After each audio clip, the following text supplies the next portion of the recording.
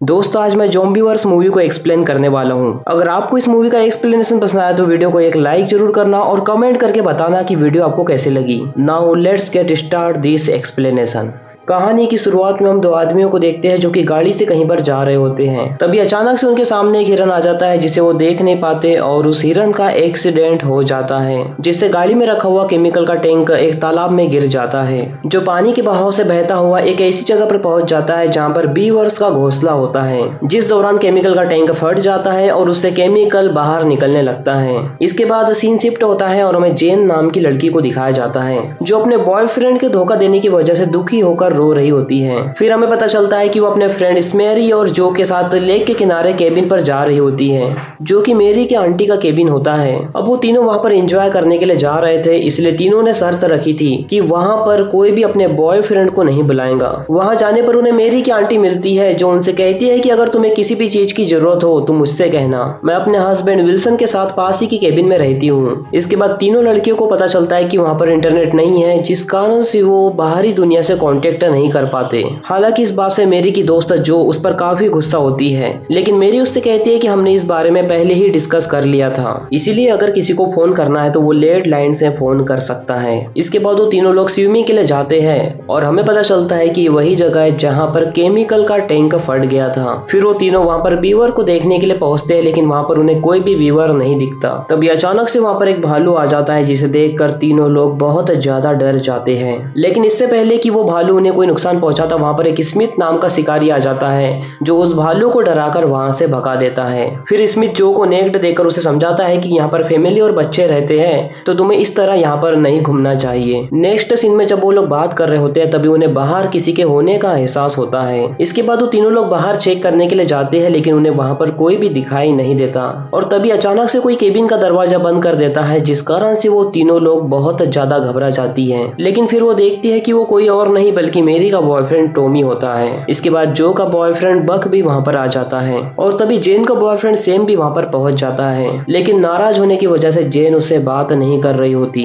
और तभी जेन और मेरी जो पर काफी ज्यादा गुस्सा होती है क्योंकि उसी ने तीनों लड़कों को कॉल कर कर यहाँ पर बुलाया था, इसीलिए अब उन्हें जेन मजबूरन वहाँ रहने की इजाजत दे देती है। इसके बाद सेम जेन को मनाने की कोशिश करता है, लेकिन जेन उसे थप्पड़ मार के नहाने के लिए चली जाती है। लेकिन तभी उसे वहाँ पर एक बीवर दिखाई देता है जो कि एक ज़ॉम्बी की तरह दिख रहा था और तभी वो बीवर उसके ऊपर अटैक करने की कोशिश करता है जिससे वो बहुत ज्यादा डर जाती है और बाहर आके सभी लोगों को बताती है, लेकिन उसकी बातों पर कोई भी विश्वास नहीं करता। और यही हॉरर मूवी की खासियत होती है जिसमें किसी भी घटना के अचानक हो जाने के बाद उसकी बातों पर कोई भी विश्वास नहीं करता। इसके बाद जेन उन्हें कहती है कि अगर तुम्हें विश्वास नहीं तो तुम बाथरूम में जाकर चेक कर सकते हो। इसके बाद सभी लोग बाथरूम में जाते हैं, लेकिन उन्हें वहाँ पर कोई भी दिखाई नहीं देता।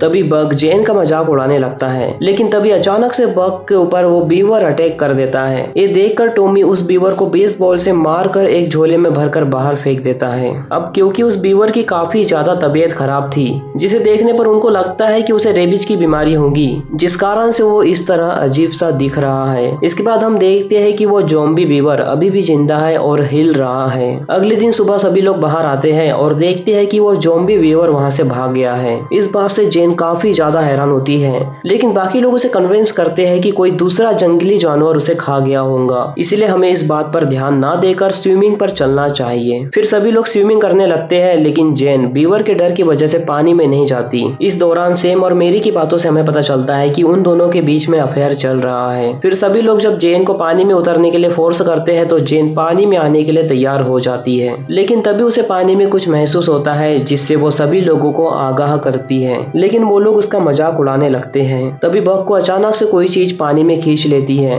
लेकिन सभी लोगों को लगता है कि वो मजाक कर रहा है। लेकिन जब वो पानी से बाहर आता है तो उसका कटा हुआ पैर उसके हाथ में देखकर सभी लोग बहुत ज्यादा घबरा जाते हैं और जल्दी से तैरकर राफ्ट तक पहुंचते हैं। इस दौरान बग के पैर से काफी ज्यादा खून निकल रहा था जिस कारण से सभी लोग बहुत ज्यादा घबराते हैं। तभी वो लोग जेन को ढूंढते हैं, लेकिन जेन उन्हें कहीं पर भी दिखाई नहीं देती, जिससे वो सभी लोग बहुत ज्यादा घबरा जाते हैं और पैनिक करने लगते हैं। फिर दूसरी तरफ हम जेन को देखते हैं जो केबिन केबिन में पहुंचकर हेल्प के लिए कॉल करती है, लेकिन बीवर्स ने पहले ही फोन की लाइन काट दी होती है और तभी एक बीवर जेन के ऊपर भी अटैक कर देता है। तभी लेक में बीवर उन लोगों को घेर लेते हैं और राफ्ट को तोड़कर उन पर अटैक करने की कोशिश करते हैं। ये देखकर सैम बीवर का ध्यान भटकाने के लिए जो के डॉग को पानी में फेंक देता है, जिस पर बीवर बहुत बुरी तरह अटैक करके उसे खा जाते हैं। लेकिन इसी मौके का फायदा उठाकर सभी लोग किनारे तक पहुंच जाते हैं। दूसरी तरफ हम देखते हैं कि बीवर जब जेन पर अटैक करने की कोशिश करता है तो जेन उसे चाकू से अटैक करके मार देती है। तभी बाकी लोग भी भागते हुए केबिन तक पहुंच जाते हैं। फिर हम देखते हैं कि जिस बीवर को जेन ने मारा था वो अभी तक जिंदा है। इस नजारे को देखकर सभी लोग काफी ज्यादा हैरान हो जाते हैं। फिर सैम फाइनली उस बीवर को मार देता है। फिर सैम ने जो के डॉग को पानी में फेंक दिया था, जिस कारण से जो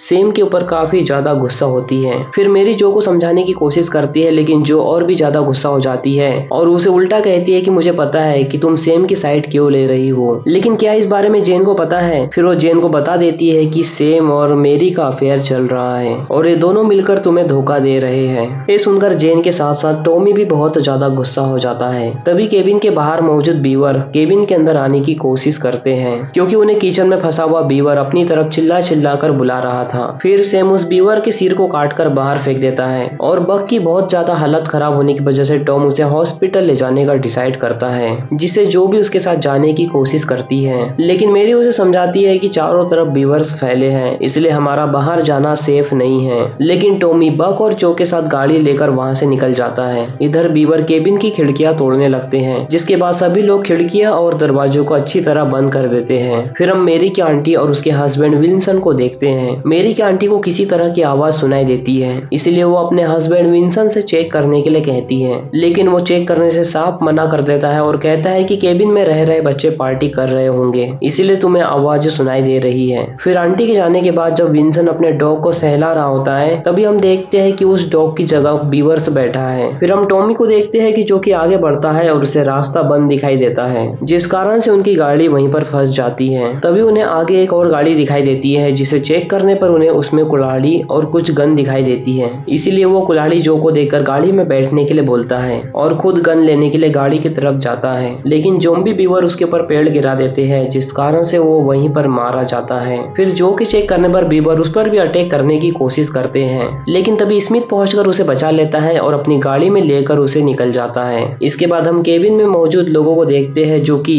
केबिन के अंदर घुस रहे बीवर को रोकने की कोशिश करते हैं। तभी अचानक से सारे बीवर वहां से चले जाते हैं, लेकिन तभी उन्हें स्मिथ की गाड़ी आती हुई दिखाई देती है, जिसे देखकर जेन और मेरी दरवाजा खोलने के लिए बोलती है, लेकिन सैम दरवाजा खोलने से मना कर देता है, जिस कारण से स्मिथ, बक और जो बाहर ही फंस जाते हैं। अब क्योंकि बीवर उन्हें घेर रहे थे, इसलिए वो मेरी की आंटी के घर की तरफ बढ़ने लगते हैं। इस दौरान उन पर अटैक कर रहे बीवर को स्मिथ एक एक करके मार रहा होता है। फिर केबिन में पहुंचने के बाद वो लोग देखते हैं कि उन बीवर्स ने विल्सन को मार दिया है और फोन की लाइन भी काट दी है, जिस कारण से वो अब किसी से भी हेल्प नहीं मांग सकते। फिर केबिन में मौजूद जेन एनिमल की बुक पढ़ रही होती है, तो उसे पता चलता है कि बीवर काफी लंबे समय तक जिंदा रहते हैं और वो जमीन के अंदर भी सुरंग बना सकते हैं, जिस कारण से सभी लोग और भी ज्यादा घबरा जाते हैं। दूसरी तरफ स्मिथ को मेरी की आंटी भी मरी हुई दिखाई देती है, जिस कारण से वो जो को इस बारे में बताने के लिए जाता है और देखता है कि जो बक के कटे हुए पैर को सड़ने से बचने के लिए उसमें बर्फ डाल रही होती है। फिर स्मिथ उसे बताता है कि इसमें बर्फ डालने से उसमें मौजूद टिश्यू डेड हो जाएंगे और वो पैर किसी काम का नहीं रहेगा। फिर नेक्स्ट सीन में हम देखते हैं कि जेन मेरी के करीब जाती है, जिससे मेरी को लगता है कि वो उससे प्यार करती है, लेकिन तभी जेन के नाखून बड़े हो जाते हैं और उसके दांत भी अजीब तरह से बड़े हो जाते हैं, जिससे हमें पता चलता है कि वो भी इन्फेक्टेड होने की वजह से ज़ॉम्बी में बदल चुकी है। लेकिन इससे पहले कि वो मेरी को नुकसान पहुंचाती, सैम वहां पर पहुंचकर उस पर अटैक कर देता है और मेरी को लेकर वहां से निकल जाता है। इधर हम स्मिथ को देखते हैं, जो कि बक के घाव से ब्लीडिंग को रोकने के लिए उसे जलाने का फैसला करता है, ताकि उसकी जान को बचाया जा सके। लेकिन बक ज़ॉम्बी में बदलकर स्मिथ पर अटैक कर देता है और उसे नोच नोच कर खाने लगता है। हालांकि जो बक को गन से शूट करने की कोशिश करती है, लेकिन वो ऐसा नहीं कर पाती, इसीलिए वो केबिन से भागने की कोशिश करती है, लेकिन उसे एक बीवर घेर लेता है, इसीलिए वो ऊपर के रूम में पहुंचकर खुद को लॉक कर लेती है। इधर मेरी और सैम भी जेन को एक रूम में लॉक कर देते हैं। इसके बाद मेरी भी जेन के बदलने से काफी ज्यादा डर गई थी, जिस कारण से वो सैम को भी कपड़े उतारकर चेक करने लगती है, ताकि पता चल सके कि सैम तो कहीं इन्फेक्टेड नहीं है। इधर हम जो को देखते हैं, जो कि रूम में लॉक होती है। तभी पीछे से मेरी की आंटी ज़ॉम्बी में बदलकर खड़ी होती है और उस पर अटैक करने की की कोशिश करती है, जिससे जो डर कर खिड़की से कूद जाती है और वहीं पर बेहोश हो जाती है। इधर बीवर फ्लोर को तोड़कर मेरी और सैम पर अटैक करने की कोशिश करते हैं, इसलिए वो डर कर उन्हें मारते हुए बाथरूम के अंदर छुप जाते हैं। यहाँ मेरी फिर से सैम को अपने कपड़े उतारने के लिए कहती है। वो ऐसा ही करता है, लेकिन उसकी बॉडी पर कोई भी खरोच नहीं दिखाई देती। इसके बाद वो भी मेरी को अपने कपड़े उतारकर चेक कराने के लिए कहता है और वो भी इस चीज के लिए तैयार हो जाती है। इसके बाद वो दोनों एक दूसरे से अट्रैक्ट होकर इंटीमेट हो जाते हैं। उसी समय एक बीवर इलेक्ट्रिक प्लग निकालने की कोशिश करता है, जिससे उसे करंट लगता है और वो जलने लगता है। और जब वो बीवर भागता है तो केबिन के अंदर आग लग जाती है।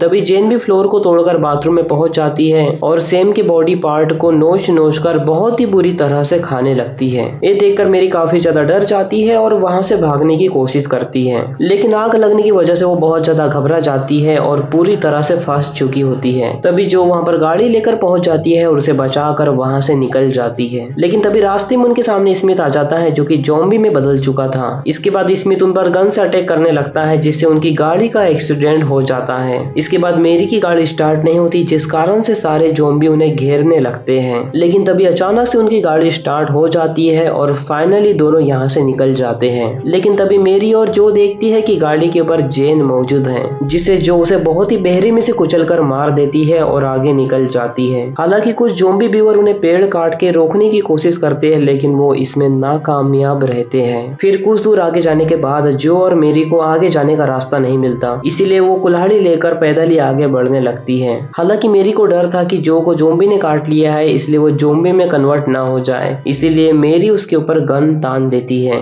हालांकि जो उसे समझाने की कोशिश करती है कि मुझे किसी भी ज़ॉम्बी ने नहीं काटा, ये ब्लीडिंग खिड़की से कूदने के कारण हो रही है। लेकिन मेरी उसकी एक भी बात नहीं सुनती और तभी मेरी खुद ही ज़ॉम्बी में बदलने लगती है, इसलिए जो उस पर कुल्हाड़ी से अटैक करके वहीं पर मार देती है और फिर पैदल ही आगे अकेले बढ़ने लगती है और सामने से आ रही गाड़ी से लिफ्ट मांगने की कोशिश करती है। लेकिन ये दोनों वही ड्राइवर होते हैं जो मूवी की शुरुआत में केमिकल का ट्रक ले जा रहे थे, इसीलिए पिछली बार की तरह ही वो दोनों बिना देखे आगे बढ़ जाते हैं, जिस कारण से जो भी बेरहमी से कुचलकर मारी जाती है। और इसी के साथ ये मूवी यहीं पर खत्म हो जाती है। तो दोस्तों, अगर आपको इस मूवी की एक्सप्लेनेशन पसंद आई हो तो इस वीडियो को लाइक और चैनल को सब्सक्राइब कर दीजिए। बाकी मैं मिलूंगा आपसे न्यू वीडियो में, तब तक के लिए love you, take care, bye bye.